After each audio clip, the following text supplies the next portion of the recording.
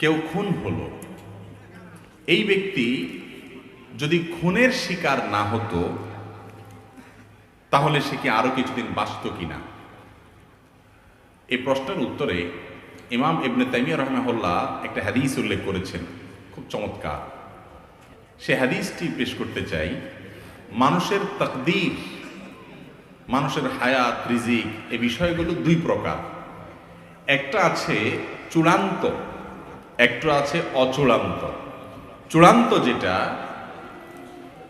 এই চূড়ান্ত হায়াতটার মানে হলো মানুষ টোটাল এই পরিমাণ হায়াত সে পাবে।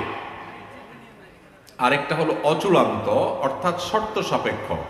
এই কাজটা করলে তার এতদূর হায়াত হবে, এটা না করলে এতদূর হবে। এটা হলো অচূড়ান্ত। তো যেটা বলতেছিলাম, গুরুত্বপূর্ণ একটা ইস্যু।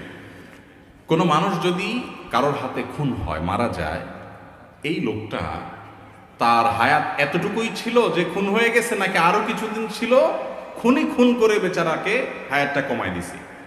এর উত্তর হলো তার হায়াত অতদিনই ছিল, তার হায়াত অতদিনই ছিল। এখন প্রশ্ন হবে, তাহলে খুনির দোষটা কি?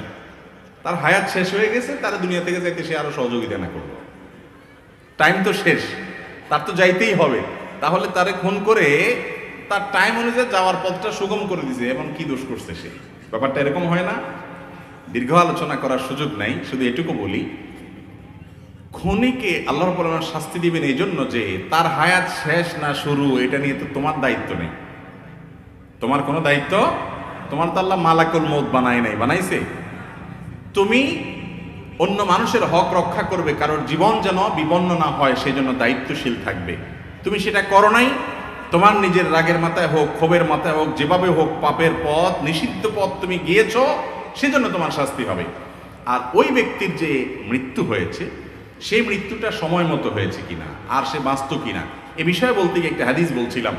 ইবনে তাইমিয়া রাহিমাহুল্লাহ হাদিসটি উল্লেখ করেছেন যে মানুষের তাকদীরকে আল্লাহ রাব্বুল আলামিন দুই প্রকারে রেখেছেন, একটা মোবরাম, গায়রে মোবরাম, আর একটা চূড়ান্ত, একটা অচূড়ান্ত। একটা ধরুন, ফর এক্সাম্পল, একজন মানুষের হায়াত হবে 60 বছর চূড়ান্ত, এইটুক সে পাবেই।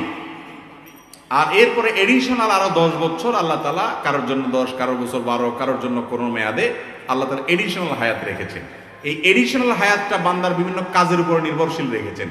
এর অসুখ হবে, অসুখ হওয়ার পরে সে যদি গাড়ি আনে, এনে যদি ডাক্তারের কাছে টাইম মতো নিতে পারে হাসপাতালে, তাহলে সে আরো এত বছর বাঁচবে। যদি না পারে, এর মধ্যে শেষ, এই বিপদটা আসবে। যদি হয় তাহলে সেক্ষেত্রে সে এখনই শেষ হবে, যদি না হয় সে এতদিন বাঁচবে।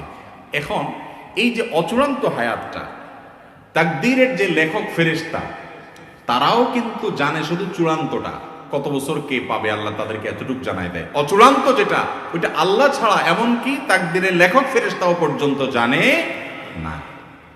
কিন্তু এই যে চূড়ান্ত অচূড়ান্ত বলছি, ওইটা আমাদের দৃষ্টিকোণ থেকে, আমাদের দিক থেকে, এই দিক থেকে যখন তাকাবেন, আল্লাহ রাব্বুল আলামিনের কাছে অচূড়ান্ত বলতে কোনো কিছু, বান্দার যোগ বিয়োগ করে, প্লাস মাইনাস করে কি হবে না হবে, গাড়ি টাইম মতো আসবে কিনা, ডাক্তার টাইম মতো আসবে কিনা, এই লোক খুন করবে কিনা, খুন করতে গিয়ে খুন হয়ে যাবে কিনা, নাকি বেঁচে যাবে, কি হবে, কোথায় গিয়ে দাঁড়াবে, তার টোটাল ফিগার কি দাঁড়াবে, তার সব কিছু আল্লাহ তাআলার কাছে জানা আছে।